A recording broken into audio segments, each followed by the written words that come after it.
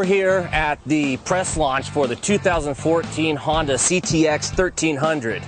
As you can see, we got a bunch of bikes lined up behind me for myself and the rest of the journalists that are here today. The CTX is the second model in the CTX family, the first one being the CTX1300. But outside of some similar styling, the bikes are really not much related at all. You know, the CTX700 is based on the NC700 parallel twin engine. This one is a V4 based off of the ST1300, but the internals of the engine have been changed. It has a different cam, it has a different compression ratio, different throttle bodies. It's been tuned for a lot more low and mid-range grunt compared to the ST, which is a sport tourer. And so we're going to take this out into the wilds of San Diego County and see exactly what Honda has wrought.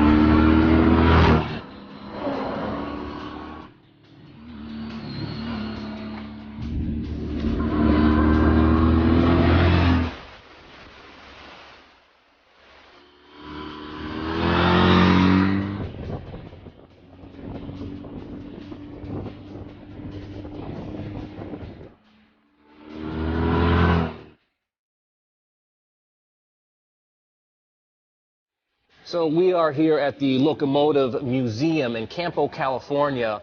It's just a stop along the way during our CTX 1300 ride. It really has nothing to do with the motorcycle other than it was a cool place to stop, and Honda thought that, you know, being gearhead moto journalists, we would dig being here. This is a 1912 steam locomotive that I'm sitting in. Was retired in 1957, brought out for a brief cameo in the movie Pearl Harbor. It's actually still in running order, but it's got a cracked boiler, so they're not allowed to use it any longer. But this is just one really cool piece of machinery. From here, we're going to go grab some lunch, and then we're going to continue on our ride.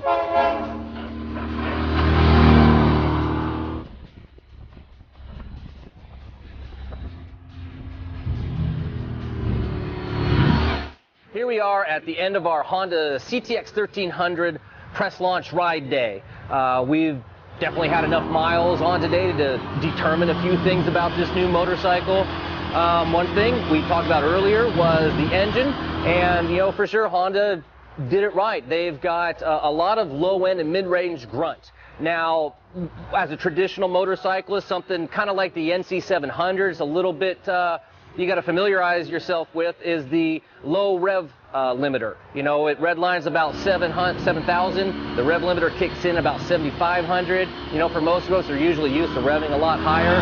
So, you know, after, you know, a few miles, you just got to remind yourself to kind of short shift, keep it down closer to, you know, 2,500, 3,000, and just ride that torque curve through here, and you'll really enjoy this motorcycle's engine. Handling-wise, it's got the 200 in the back. You know, I mean, for the type motorcycle that it is, kind of the pseudo cruiser, you know, sport touring, doesn't quite fit into anything, you know, bagger, if you want to call it that. You know, it's very stable. You know, it's got a long wheelbase. You're going to find yourself going through the corners. You know, you could probably pull a hand off the bar. You know, it transitions nicely for, you know, taller people to shorter people. I think you're going to find niceties in two areas. For shorter folks, you'll notice here that the seat comes up about halfway through my thigh, which should give you an idea of I'm 5'11", so it has a low seat height, easy for a lot of people to straddle, get flat-footed at a stop. For taller people, there's a lot of room, fore and aft. You know, the pegs are placed, you know, not directly below you, a little out in front. You know, if you try to scoot forward, taller guys might start bumping their knees into the cylinder heads up here, but really, I didn't have a problem with it. I stayed mostly back to here. You know, it's not quite tall enough to be considered lumbar support, but, you know, there's kind of a nice little stop back here for more comfortable riding, long distance riding. It has a couple of compartments up front, and, you know, one of them's, you know, about thick enough to, you know, handle a map. The other one is a little deeper, but it also contains the USB connection. You know, you can use a jump drive, put your music on the jump drive, connect that to the USB, and then boom, you've got your music coming through the speakers mounted in the front of the fairing. You can also Bluetooth a device to the bike, and then you can Bluetooth the bike to your helmet. You know, the speaker sound is good. You know, around town, you're going to hear it, enjoy it, you understand the words. You know, full face helmet, 80 miles an hour, you know, it's not going to be, you know, stereophonic, but you know, that's again where the Bluetooth through the helmet would probably be a better choice. The fairing protection up front, man, really clean. You know, you might think with this lower fairing there's going to be turbulence and stuff, but if you don't want that touring effect, they do have a touring windscreen that's much taller. I rode that one also. Very comfortable. It's got two nice big slots. You know, it keeps the back pressure off of you, creates a nice bubble. You know, so if you are going to do some long distance, you can purchase that windscreen. But I really like the short windscreen. It hit me about chest level, kept the rest of it in the breeze, and just, you know, turbulence free. It was a really nice setup. The way the mirrors are placed up on the front of the fairing and low, just looking back through here underneath the handlebars, gives you a really good rearward view. The bags at the rear, while they do come off, it's not like a quick detachment. There are two bolts on the inside that you have to pull off to remove the bags. We've been told that it looks pretty good with the bags removed. I didn't get a chance to do that today. But you know, they are a locking bag, so you can leave them on the bike, lock them up, and whatever you leave in there should be, you know, pretty safe. As far as passenger accommodations, they also have a nice, big, wide seat in the rear. There's some integrated passenger grab handles.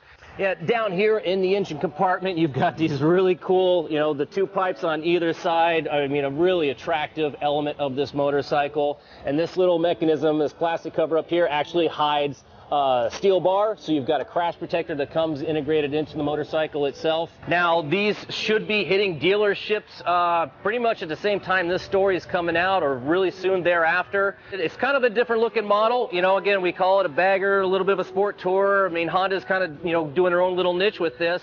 From what I understand, the smaller version of this, the CTX1300, is doing well, and that's been out for about a year now. So, you know, if that was a little too small of a motorcycle, you just wanted something bigger, or I don't know, just wanted to spend some more money, the CTX1300 is available. So go down to your local Honda shop and check it out there. If you're watching this on YouTube and you're looking for some more detail about this motorcycle, it'll be in the story. Go over to motorcycle.com and read about it there.